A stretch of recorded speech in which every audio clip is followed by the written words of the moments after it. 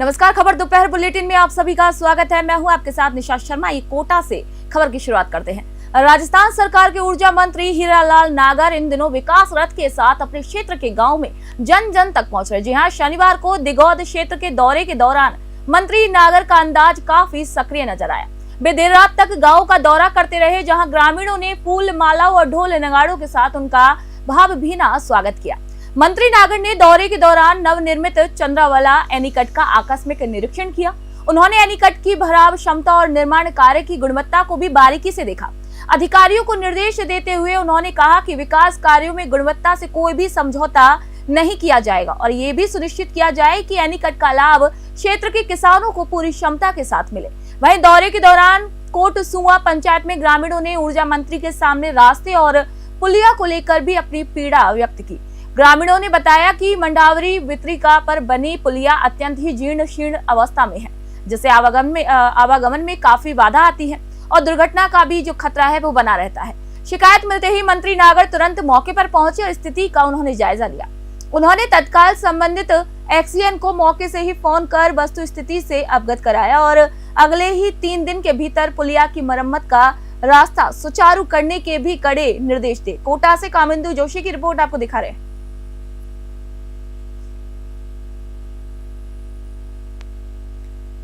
बेंगू से खबर आपको दे रहा है। चित्तौड़गढ़ जिले के बेंगू उपखंड क्षेत्र के ग्राम हमीरपुर में आयोजित धाकड़ रात्रिकालीन क्रिकेट लिंक प्रतियोगिता का शुक्रवार 19 दिसंबर को भव्य समापन हुआ है और धाकड़ समाज द्वारा आयोजित इस महोत्सव में न केवल प्रतिभाओं को मंच दिया, बल्कि क्षेत्र में सामाजिक एकता भाईचारे का एक ऐतिहासिक संदेश भी यहाँ से दिया गया।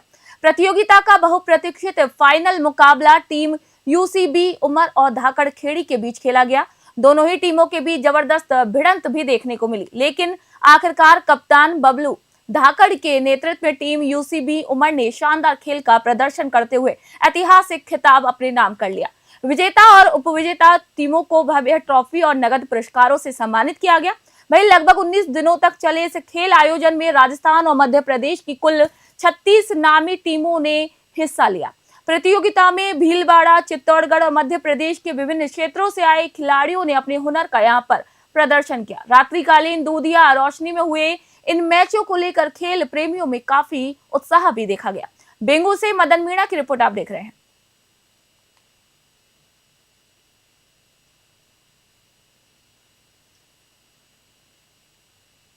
खबर पुष्कर से। तीर्थ नगरी पुष्कर के पास स्थित तिलोरा ग्राम पंचायत में पट्टों के वितरण को लेकर चल रहा विवाद आखिरकार अब खुलकर सामने आ गया। जहां एक और राज सिंह खंगारोत ने सरपंच पर पैसे लेकर पट्टे बांटने का आरोप लगा दिया, तो अजमेर कलेक्टर ने इसकी शिकायत की है। वहीं सरपंच समुद्र सिंह रावत ने इन आरोपों को सिरे से ही खारिज करते हुए इसे व्यक्तिगत द्वेष और खुद को बचाने की साजिश करार कर दिया। सरपंच समुद्र सिंह रावत ने प्रेस के समक्ष अपना पक्ष रखते हुए कहा कि पंचायत द्वारा जो भी पट्टे जारी किए गए हैं वे पूरी तरीके से सरकारी नियमों और प्रक्रियाओं के दायरे में आते हैं। उन्होंने स्पष्ट किया कि पट्टे वितरण में डीएलसी दरों का पालन किया गया है। निर्धारित सरकारी राशि जमा करने के बाद सभी लाभार्थियों को विधिवत रसीदें भी प्रदान की गई हैं। भाई पंचायत का यहाँ पर पूरा रिकॉर्ड पारदर्शी है और किसी भी तरीके की धांधली का सवाल यहाँ पर नहीं उठता है। सरपंच ने आत्मविश्वास जताते हुए कहा कि वे किसी भी स्तर की प्रशासनिक जांच के लिए पूरी तरीके से तैयार है। अजमेर जिला कलेक्टर लोक बंधु के पास शिकायत पहुंचने के बाद अब जिला प्रशासन इस मामले में क्या रुख अपनाता है, इस पर तो सबकी जो निगाहें वो टिकी हुई हैं। फिलहाल तिलोरा पंचायत में आरोप और प्रत्यारोप के इस दौर ने स्थानीय राजनीति को काफी गर्मा दिया है। पुष्कर से सीताराम गहलोत की खास रिपोर्ट आपको दिखा रहे थे।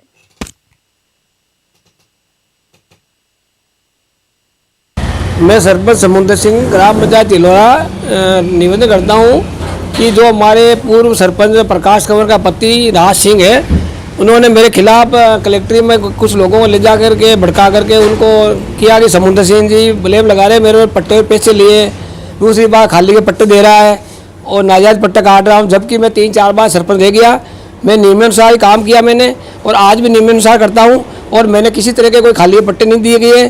दूसरी बात है कि जो भी कोई पहले पट्टे दिए पुराने, उसके डीएलसी के नियमानुसार पैसे लिए गए और पट्टों का मसला उन्होंने बार बार ला रहा है, ये गलत ला रहा है, जबकि मैंने किसी तरह के गलत पट्टे काटे नहीं। आज के 2 महीने पहले हमारे पहले भी जांच हुई थी, मेरी आगे साल पहले भी जांच हुई थी। किसी प्रकार का मैंने कोई ब्लेम नहीं, किसी प्रकार का मैं कोई सरकारी पैसा का दुरुपयोग नहीं किया, किसी प्रकार गलत पट्टा दुरुपयोग नहीं किया मैंने। इनके अलावा राज सिंह के 1,23,00,000 की रिकवरी है। राज सिंह खंगरोत के उसकी वाइफ प्रकाश खंगरोत 1,23,00,000 की सरकारी तरफ से रिकवरी है, ऑडिट की तरफ से, वो आज तक नहीं भरी। तो हमको बार बार विकास अधिकारी जी ने और वहाँ हमारे जो वहाँ के अकाउंटेंट ने हमारे ग्राम से वो पाबंद कर रखा है कि इसके पैसे भराओ। तो हमने उसको प्रहलाद जी ग्राम से नोटिस सस्पा कराया उनके घर पे जाकर के राज सिंह के खंगरोत के, और फिर उनको नोटिस दिया गया। आज तो उन्हें 1,23,00,000 जमा नहीं कराया गया। तो मेहंदीपुर बालाजी से अब आपको खबर देते हैं, जहां पर देश की राजधानी दिल्ली की मुख्यमंत्री रेखा गुप्ता शनिवार को राजस्थान के सुप्रसिद्ध धार्मिक स्थल मेहंदीपुर बालाजी पहुंची। जी हां, कड़े सुरक्षा घेरे के बीच उन्होंने बालाजी महाराज के दरबार में अपनी उपस्थिति दर्ज कराई और देश प्रदेश की खुशहाली की यहां पर प्रार्थना की। मुख्यमंत्री ने मंदिर पहुंचकर सबसे पहले बालाजी महाराज के दर्शन किए और विधिवत पूजा अर्चना की। इसके बाद ही उन्होंने भैरव बाबा और प्रेतराज सरकार के दर्शन कर दर्शनों का लाभ भी लिया। आस्था प्रकट करते हुए मुख्यमंत्री की ओर से बालाजी महाराज को समामणि का भी भोग लगाया गया। सिद्धपीठ के महंत डॉक्टर नरेश पुरी महाराज ने दिल्ली सीएम का आत्मीय यहां पर स्वागत किया। उन्होंने मुख्यमंत्री के मस्तक पर बालाजी महाराज के चोली का शुभ तिलक लगाया और उन्हें आशीर्वाद भी प्रदान किया। दर्शन के उपरांत मुख्यमंत्री और महंत महाराज के बीच शिष्टाचार भेंट भी हुई, जिसमें धार्मिक और आध्यात्मिक विषयों पर विस्तार से चर्चा की गई। मुख्यमंत्री के दौरे को देखते हुए दौसा और करौली जिला प्रशासन और पुलिस पूरी तरीके से अलर्ट मोड पर भी नजर आई। दोनों जिलों की पुलिस ने सुरक्षा व्यवस्था की कमान संभाली रखी और मंदिर परिसर में श्रद्धालुओं को बिना असुविधा के सुगम दर्शन भी सुनिश्चित कराए गए। दर्शन के बाद मुख्यमंत्री ने कहा कि बालाजी महाराज की महिमा अपरंपार है। उन्होंने यहाँ आकर देश में सुख, शांति और समृद्धि की मंगल कामना की है। मेहंदीपुर बालाजी से भरत सिंह राजपूत की स्पेशल रिपोर्ट आप देख रहे हैं।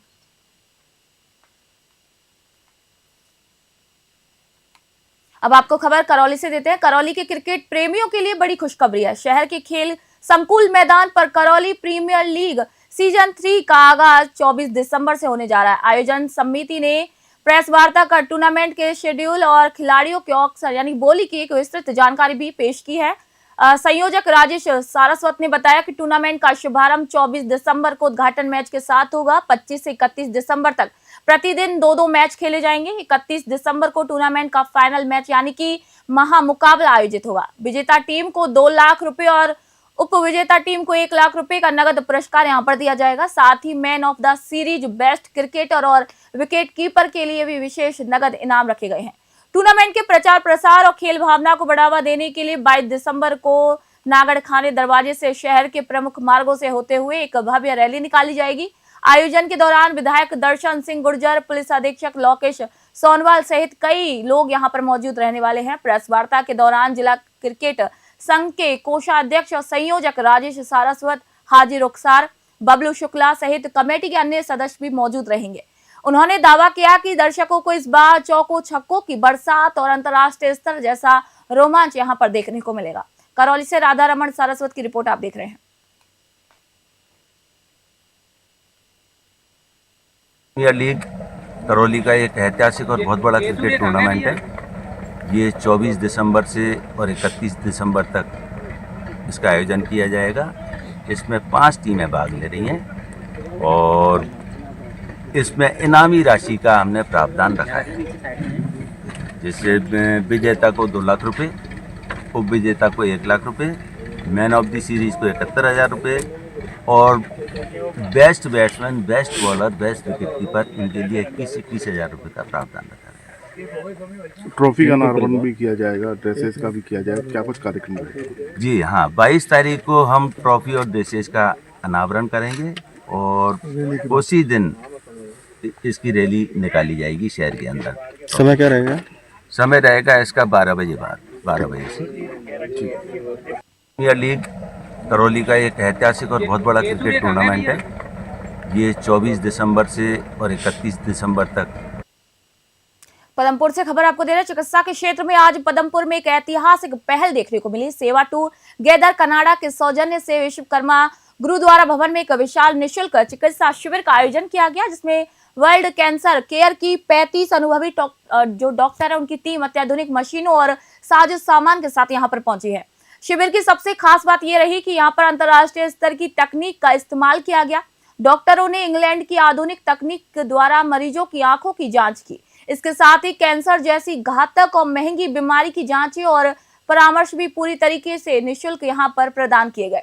पदमपुर की इस पुण्य भूमि पर लगे कैंप में स्थानीय समाज सेवी संस्थाओं और प्रशासनिक अधिकारियों ने भी अपनी मौजूदगी दर्ज कराई। सेवा टुगेदर कनाडा के प्रतिनिधियों ने बताया कि इस कैंप का मुख्य उद्देश्य ग्रामीण क्षेत्रों में स्वास्थ्य के प्रति जागरूकता फैलाना और कैंसर जैसी बीमारियों का समय पर पता लगाना है।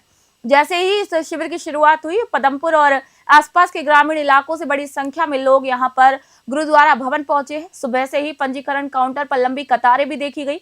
ग्रामीणों ने इस पहल की काफी सराहना की और कहा कि एक ही छत के नीचे कैंसर और नेत्र रोगों की इतनी उच्च स्तरीय जांच होना उनके लिए किसी वरदान से कम नहीं है। पदमपुर से मंगत राम वर्मा की जो रिपोर्ट है आप देख रहे हैं।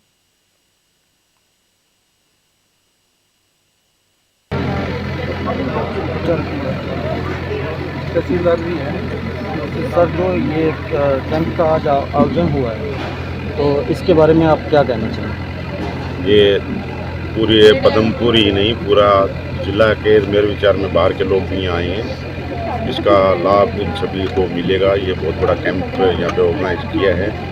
ये कनाडा से जो ऑर्गेनाइज़र हैं वो कनाडा से हैं और अपने यहाँ के मूलतः रहने वाले हैं।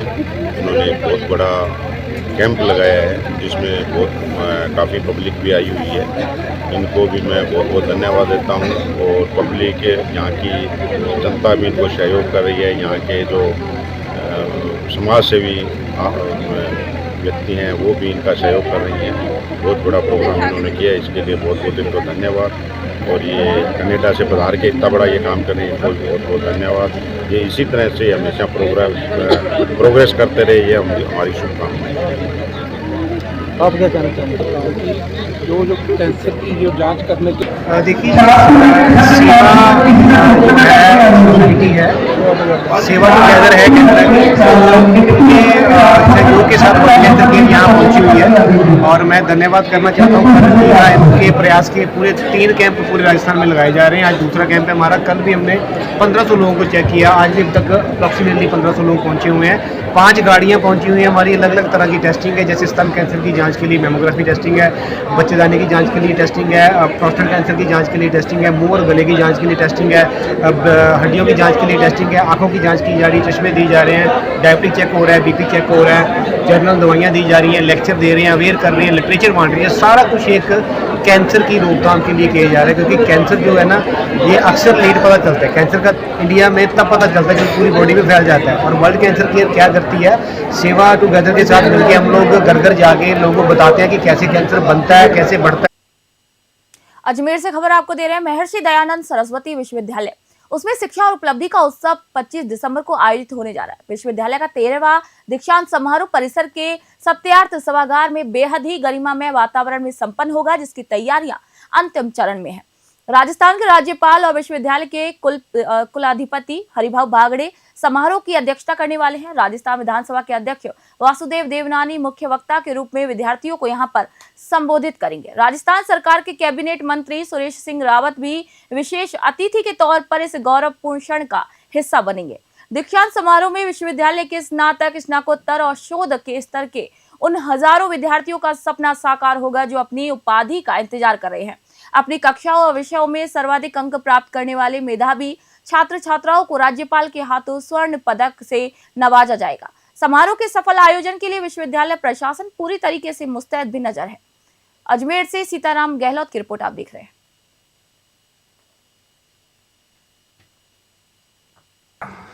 13वें दीक्षांत के मद्देनजर आज विश्वविद्यालय परिसर का जायजा लिया और उसमें स्वच्छता से संबंधित, सुरक्षा से संबंधित और अन्य इंतजामों के संदर्भ में क्या व्यवस्थाएं अपेक्षित हैं, उस संदर्भ में दिशा निर्देश भी प्रदान किए हैं। इसके दौरान विश्वविद्यालय के रजिस्ट्रार और एफओ वो भी मेरे साथ थे तथा सभी संकाय सदस्यगण, जिसमें चीफ प्रोक्टर और सफाई के अधिकारी इत्यादि सब इसमें सम्मिलित थे। दोपहर की खबरों में आज के लिए इतना ही। देश दुनिया की खबरों के लिए देखते रहिए न्यूज़ 21। मैं निशा शर्मा अब आप सभी से इजाजत चाहती हूँ।